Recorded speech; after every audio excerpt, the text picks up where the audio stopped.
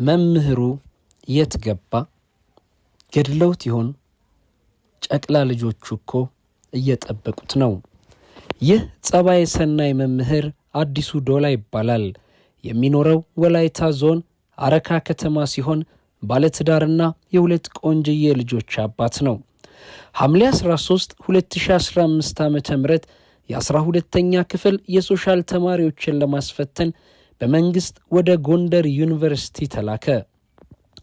ከ10 ቀናት በኋላ ሐምሌ 23 ፈተናውን አጠናቆ ልጆቹ ጋር ለመድረስ ጓግቶ በዛኑ ቀን ከጎንደር ተነስቶ አመሻሽ ላይ ባህር ዳር ከተማ ደርሶ ሆቴል አደረ።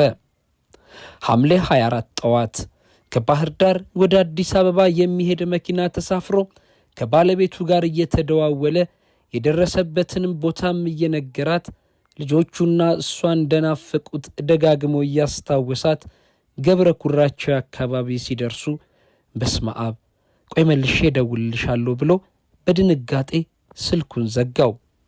ከዛ ደቂቃና ሰዓት በኋላ የመምህር አዲሱን ድምፅ ሰምተው አያውቁም። ልጆቹና ባለቤቱ መቅደስ ለ4 ወራት በተስፋና በጸሎት እየጠበቁት ነው። መምህር አዲሱ ምን ሆኖ ነው? እናንተ ደጋጎች ሆይ እባካችሁን ሼርና ዲዩት በማድረግ አፋልጉን። ለመልካም ሥራ ረፍዶ አያውቅም።